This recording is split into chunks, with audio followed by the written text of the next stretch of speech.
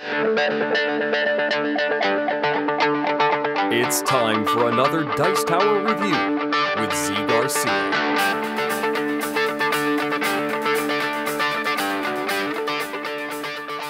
Hey everybody, today I am taking a look at this game right here called Maigo-Neko, which I think translates to Lost Cat or Stray Cat. And in it you are trying to find your home. You are a cat, you are lost, and you are going to be moving around the city, flipping over tiles, finding homes, getting clues as to what your home looks like, because you can't quite remember what it looks like. And then once you finally puzzle all that and get back home, you win the game if you do so first. Let me show you how it works, and then we'll come back and I'll tell you what I thought of it, alright? Here we go.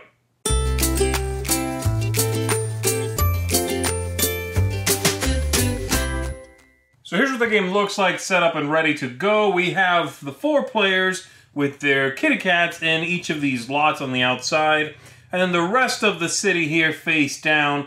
Each player is given certain cards to begin the game with. So you are going to get some food cards, and this is a value 2 food, and these are both value 1 food. Everybody gets the same thing. And then you have 3 tiles that let you know what your home looks like, because you as a cat forget what your home looks like, and you are looking for it, but you are going to sometimes stumble into one that isn't yours, and remember some things about what your home looks like. So, on your turn, you are going to do one of 2 things. You are either going to look for home, or you're going to look for food. If you look for home, you are going to play a card from your hand. Let's say I want to play this food card here. This is, as I said, a value 2. I would discard that card. And then, saying I'm this one, I'm going to go 1, and then 2 into this tile. And as I move into a new tile, I will reveal it and place it in front of me and move on to that dot. So 1, 2, there I am. That's the end of my turn. You cannot look at these and position them however you want to. You just flip it and place it, and what you get is what you get. And now it would be the next player's turn, who would look for home or look for food. If you look for food, let's say I am on this white dot here. I am going to draw 1 card from the deck. And if it's food or a lucky card, I keep it. If it's an accident, I would show it. This one is, ooh, this is good food. This one is 3 steps. So I would keep that card. If you are on a home space, like this one here, you draw 2 food. And if you are in your lot, or any lot rather, you are going to get 2 if you have none. Otherwise, just 1 card. All right? So, let's say this player is going to look for food. They did. They grabbed the card. Next player's turn.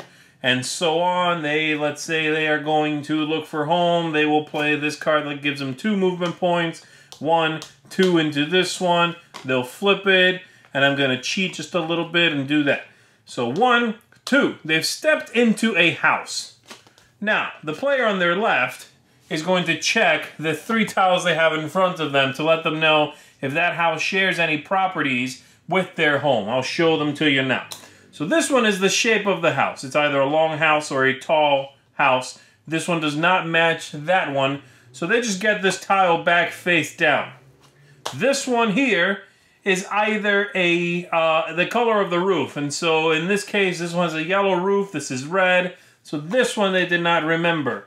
And then this one tells you what decoration is outside the house. It's a garden, or a picket white fence, or a tree, and that one does not match either. So they simply get those back face down still, but they now know some things. They know that it's not a yellow roof, it's the other shape of house, and it's not a tree out front. Okay, good. And then it is the next player's turn, and this is going to continue with players finding these houses, discovering some information, like this one has a blue roof, so the player on their left, when this player did that, would give him this back face up and say, yep, blue roof is what you're looking for, until you find the one that matches.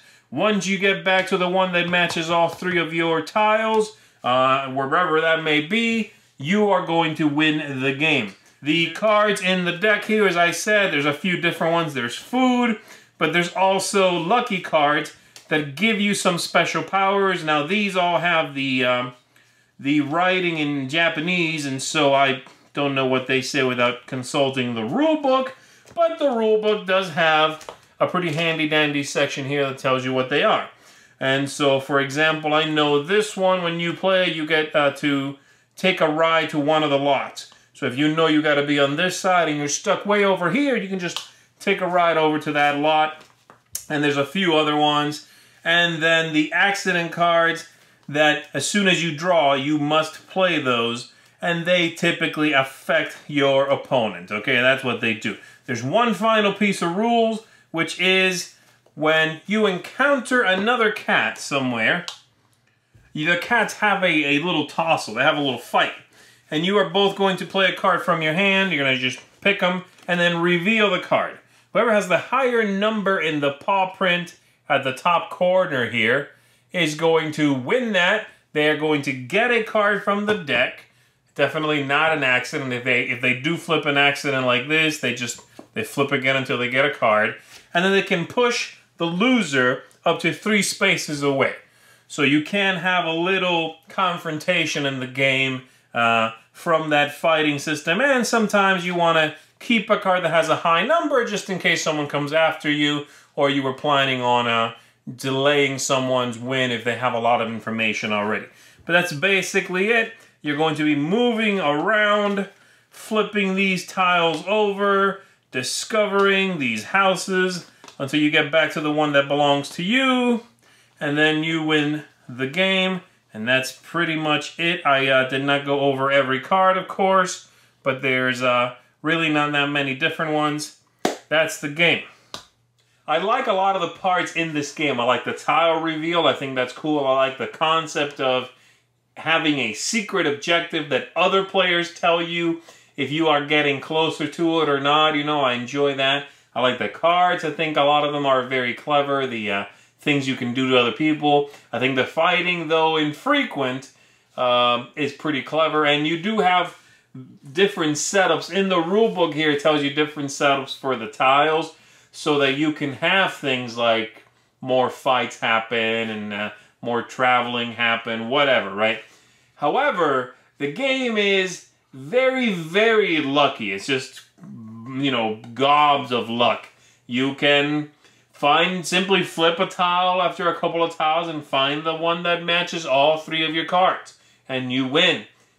That's it. There's nothing else to it. And so, unfortunately, I think this is one of those games that doesn't quite breach from cute and strange and clever and mostly for kids to also enjoyed by adults. I think this one's going to work fine with kids. I think they're going to like the cute bits. Those cats are like little fuzzy balls glued to a wooden disc, and they are adorable. Those are great.